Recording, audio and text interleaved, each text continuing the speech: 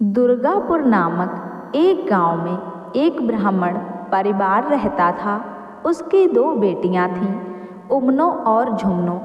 ब्राह्मण बहुत पेटू था, हमेशा कुछ न कुछ खाने की ताक में ही रहता था।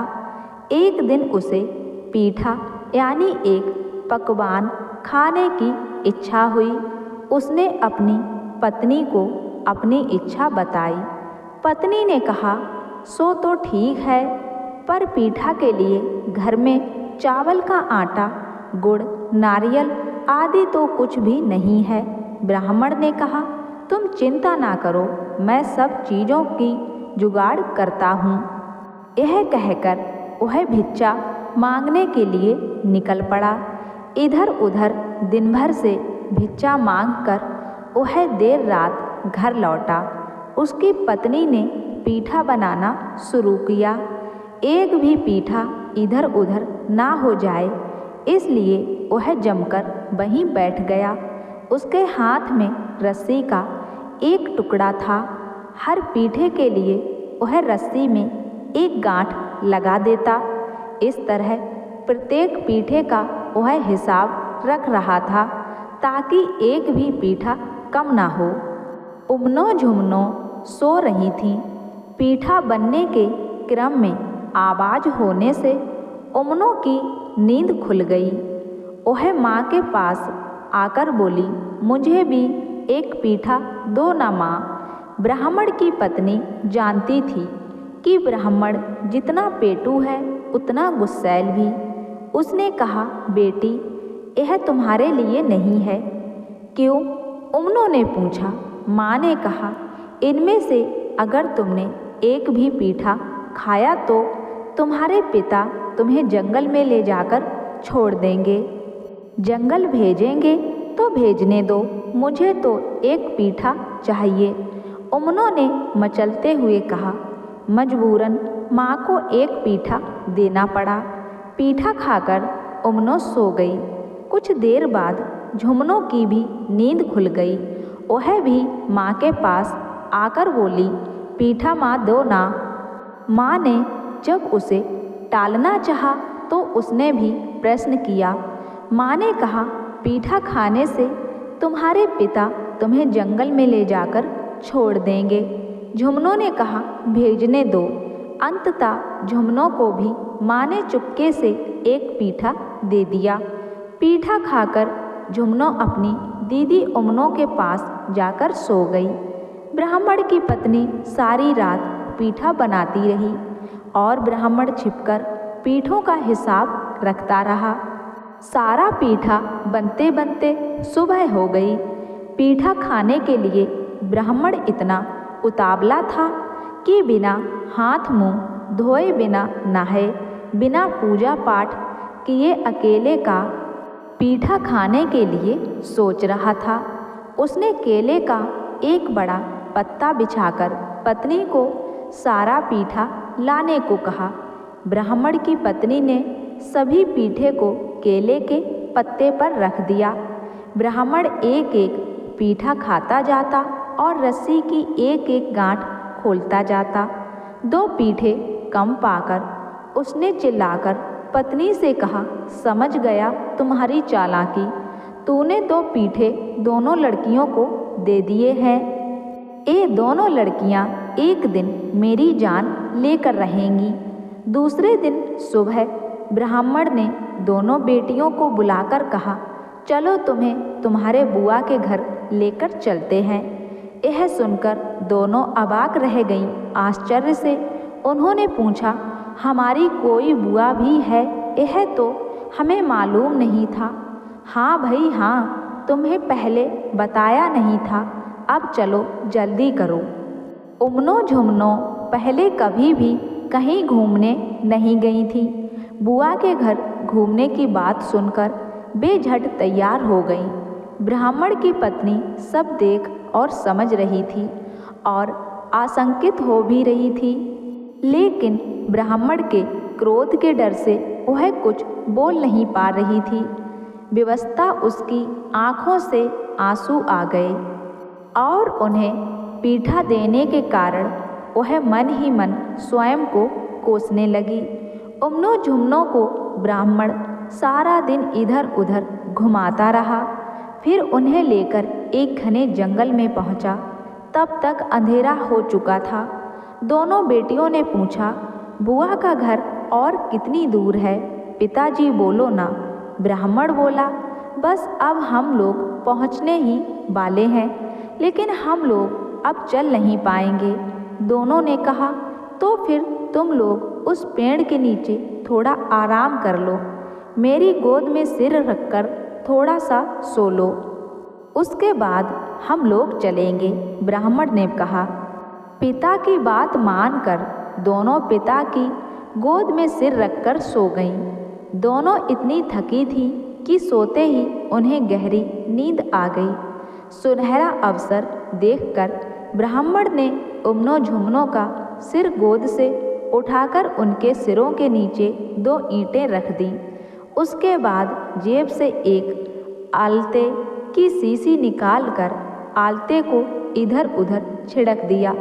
उसने सोचा कि जब दोनों बेटियां उठेंगी तो आलते को खून समझकर सोचेंगी कि कोई बाघ उसके पिता को घायल कर उठा ले गया है।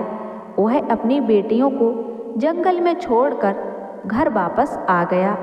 पहले झुमनों की नींद खुली। अपने पिता को वहाँ ना पाकर वह घबरा गई।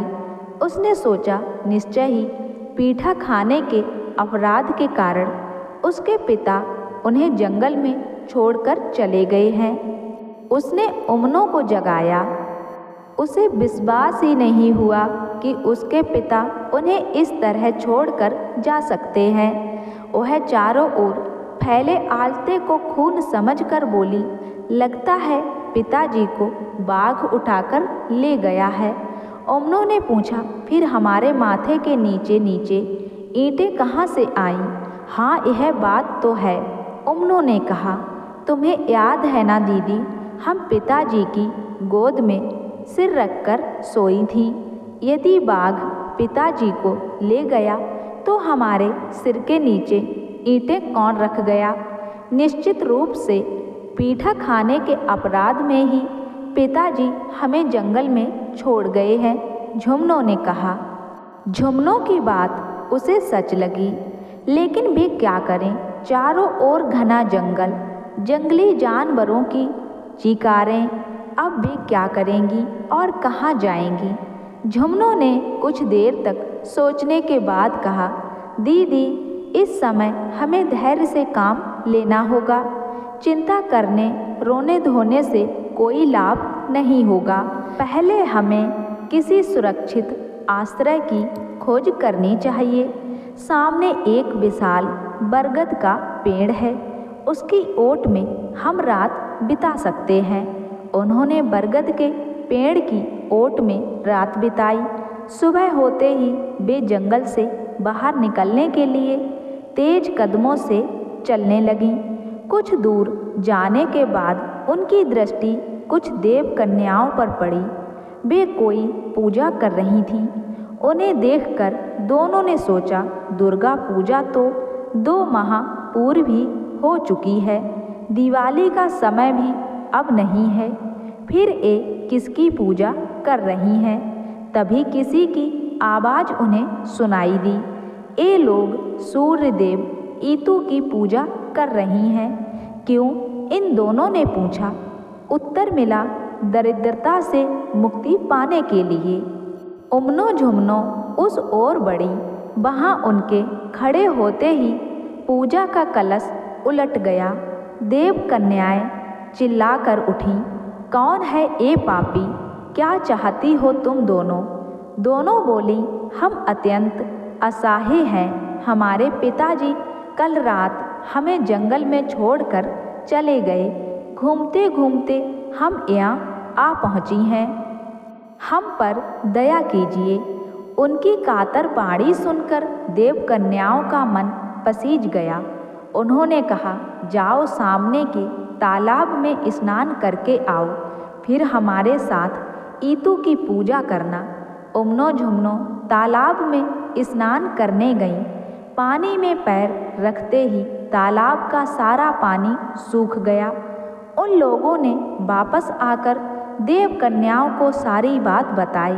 तब तक देव कन्या ने डूब की एक अंगूठी तैयार कर दी उन्हें और दी और कहा, पहले इसे तालाब में फेंकना, फिर उसमें उतरना। किसी प्रकार की असुविधा नहीं होगी। उमनो झुमनो तालाब के पास पहुंची और दूब की उस अंगूठी को उस तालाब में फेंक दिया। देखते ही देखते तालाब पानी से भर गया और वे उसमें स्नान करके लौट आईं। पूजा समाप्त होने पर देव कन्याओं ने उन्हें वर मांगना सिखाया। देव कन्याओं के कथा अनुसार दोनों बहनों ने ईतु देवता के सम्मुख अपनी मनोकामना प्रकट की। उन्हें प्रणाम करके ईतु का प्रसाद और कलश लेकर घर की ओर चल पड़ी। रास्ते में एक जगह दोनों ने देखा कि एक छोटे से तालाब में ढेर सारा कर्मी साग है। उन्हें साग तोड़ने की इच्छा हुई। दोनों ने जैसे ही तालाब की ओर पैर बढ़ाए, एक सोने का सिर उमनों के पैरों में उलझ गया। झुमनों ने उसे उठाकर कपड़ों में छिपा लिया। उसके बाद दोनों घर की ओर चल पड़ीं। घर पहुंचने पर उनके पिता ने उस सोने के सिर को देखा तो वे घबराकर चिल्लाते हुए बोले, क्या है यह? इसे यहाँ क्यों लेकर आई हो? क्या हमारे हाथों में हथकड़ी लगवानी है? पिताजी, आप क्या कह रहे हैं? हम तो साग तोड़ने गई थी, हमें तो यह वहाँ अचानक मिल गया। तुम्हारे कहने से कुछ नहीं होता, तुरंत इसे फेंक दो। यह कहकर ब्राह्मण ने खुद ही सोने के सिर को फेंक दिया। लेकिन आश्चर्य, वह सिर फिर लौट कर आ गया। ब्राह्मण अवाक रह गया। ऐसी घटना उसने पहले कभी नहीं देखी थी। उमनो झुमनों ने जंगल में देव कन्याओं से हुई भेंट और हुई ईतु की पूजा सारी बातें अपने माता पिता को बताईं। ब्राह्मण की पत्नी ने सारी बातें सुनने के बाद बेटियों द्वारा लाए गए ईतु पूजा के कलश को घर में स्थापित कर दिया और वह उसकी पूजा करने लगी। देखते ही देखते उसके घर का सब कुछ बदल गया। ब्राह्मण की पत्नी को चांद सा पुत्र हुआ। ईतु भगवान की कृपा से उमनों का उस देश के राजा के साथ तथा झुमनों का वहाँ के मंत्री के साथ विवाह हो गया। बेटियों के ससुराल जाने से पहले ब्राह्मण ने उनसे पूछा, हाँ तो बेटी, तुम लोगों की कोई इच्छा है तो बोलो। उमनों ने कहा, बहुत दिनों से मांगुर मछली का शोरबा नहीं पिया, खूब इच्छा हो रही है। झुमनों ने कहा, आज अगहन माह का रविवार है, मैं ईतु पूजा करना चाहती हूँ, लेकिन इसके लिए जरूरत का सामान ला दीजिए। ब्राह्मण ने सारा सामान लाकर दे दिया। अपना अपना काम निपटाकर दोनों हाथी पर चढ़कर अपने अपने पति के घर को रवाना हो गईं। उमनो जिस रास्ते से गुजर रही थी उसके चारों ओर महामारी फैल गई थी। लोगों के घर द्वार आग में जलकर गिरने लगे। चोरी डकैती राहजनी चारों ओर होने लगी। दूसरी ओर जिस रास्ते से झुमनो जा रही थी उसके चारों ओर से खुशी की आवाज़ें आ रही थीं। पेड़ पौधे फूलों से लदे थे। खेतों में सोने की फसलें लहला रही थीं। उमनो राजा के साथ राजमहल में आई। राजा की माँ द्वार पर ही सोने की चौकी, सोने की डलिया लेकर खड़ी थी। उमनो ने जैसे ही सोने की चौकी पर पैर रखा, वह लोहे में बदल गई। उमनो के सिर पर सोने की डलिया छुआते ही डलिया भी लोहे में बदल गई। अब सास बड़बड़ाती हुई बोली, ऐसी कुलक्षणी बहू मैंने पहले कभी नहीं देखी। उधर झुमनों के साथ अलग प्रकार की घटनाएं घटीं। मंत्री राजा की तरह संपन्न नहीं थे। बहू का स्वागत करने के लिए मंत्री की माँ के पास ना सोने की चौकी थी ना सोने की डलिया। मंत्री की माँ साधारण सामान लेकर ही खड़ी थी, लेकिन चमत्कार हो गया। झुमनों ने जैसे ही चौकी पर पैर रखा, चौकी सोने की हो गई। डलिया भी सिर से छुआते ही सोने की हो गई। ऐसी सुलक्षणी बहू पाकर सास की खुशी का ठिकाना नहीं रहा। इतना ही नहीं, उमनों को रानी बनाकर लाने के बाद से ही राजा के मानो बुरे दिन आ गए थे। कभी हाथी खाना में हाथी मरने लगे, कभी घुड़साल में घोड़े। राज्य में चारों ओर महामारी फैल गई। लोगों ने आपस में कहना शुरू किया, ऐसी कुलक्षणी बहू तो कभी नहीं देखी, एक एक कर सबको खा जाएगी। राजा को खटका लगा। एक तरफ उसके घर का यह बुरा हाल और दूसरी ओर मंत्री की दिन प्रतिदिन उन्नति। एक दिन राजा ने मंत्री से साफ शब्दों में पूछ ही लिया, यह सब कैसे हो रहा है भाई? मंत्री बोला, यह तो मैं भी नहीं समझ पा रहा हूँ। राजा ने कहा, चाहे जो हो, कुलक्षणी बहू मुझे नहीं चाहिए, कल ही उसकी गर्दन कटवा देना। मंत्री धर्म संकट में पड़ गया, लेकिन राजा का आदेश वह टाल नहीं सकता था। लाचार होकर जल्लाद को बुलाकर उसने राजा के आदेश का पालन करने को कहा, लेकिन जल्लाद को दया आ गई। उसने उमनों को झुमनों के घर के सामने छोड़ दिया और एक कुत्ते को काटकर उसका खून राजा को दिखा दिया। झुमनों ने बड़े प्यार से उमनों को अपने पास बैठाकर उसकी सारी बातें सुनी। फिर कहा, जानती हो दीदी, यह सब ईतू के कोप से हुआ है। झुमनों ने उमनों को अपने ही घर में इस प्रकार छिपा कर रखा कि उसके पति को भी इसकी भनक नहीं लग सकी। इधर ईतू की कृपा से ब्राह्मण ने अपने पुत्र की शादी करने की बात सोची। एक दिन बारात लेकर वह अपने बेटे का विवाह करने निकला। कुछ दूर जाने पर लड़के ने कहा, ओहो, सरौता लाना तो मैं भूल ही गया। ब्राह्मण बोला, कोई बात नहीं, मैं तुरंत लेकर आता हूँ, तुम लोग यहीं प्रतीक्षा करो। ब्राह्मण दौड़ते दौड़ते घर पहुँचा। ब्राह्मण की पत्नी उस समय दरवाज़ा बंद कर ईतू की पूजा कर रही थी। ब्राह्मण प्रतीक्षा नहीं कर सका, दरवाज़ा तोड़कर घर में घुसा। गुस्से से वह थर थर काँप रहा था। लाठी के प्रहार से उसने ईतू के कलश को चकनाचूर कर दिया। उसके बाद सरौता लेकर तेजी से उस ओर चल पड़ा जहाँ उसका बेटा और बाराती इंतजार कर रहे थे, लेकिन वहाँ कोई नहीं था, ना बाराती ना गाजा बाजा, केवल उसका बेटा खड़ा खड़ा रो रहा था। बहुत दुखी होकर ब्राह्मण घर लौटा, परंतु यह क्या, विशाल घर के स्थान पर पहले जैसा फूस का घर। ब्राह्मण हतप्रह रह गया। उसकी पत्नी रोती हुई बोली, ईतू ने जो दिया था सब ले लिया।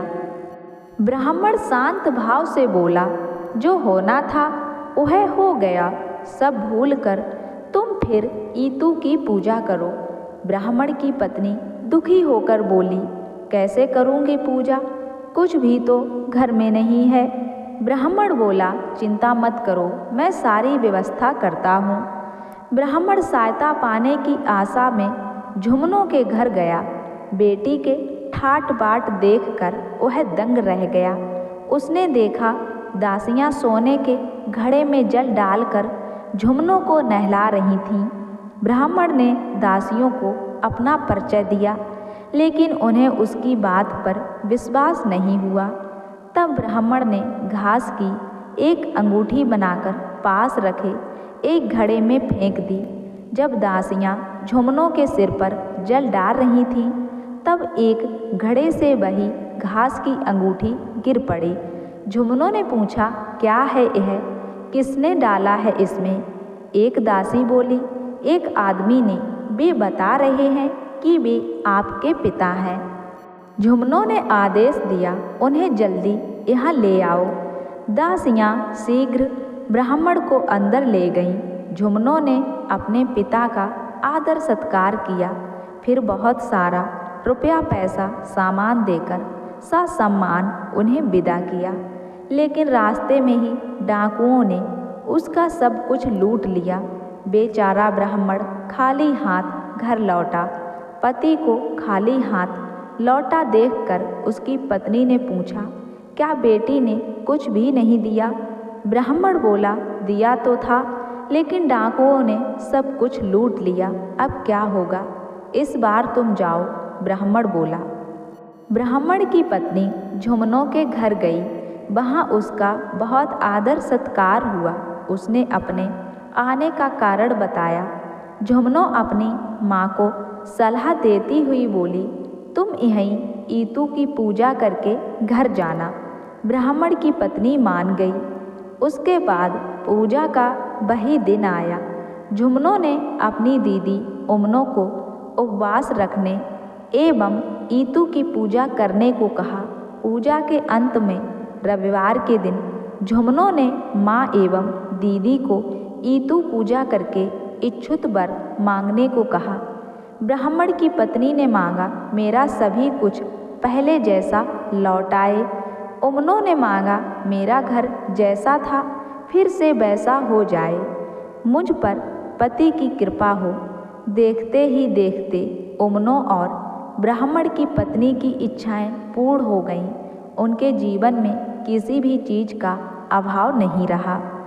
तो दोस्तों, इसीलिए कहते हैं कि अगर किसी के लिए भी हम लोग भक्ति भाव रखते हैं तो उसे पूरी श्रद्धा से निभाएं।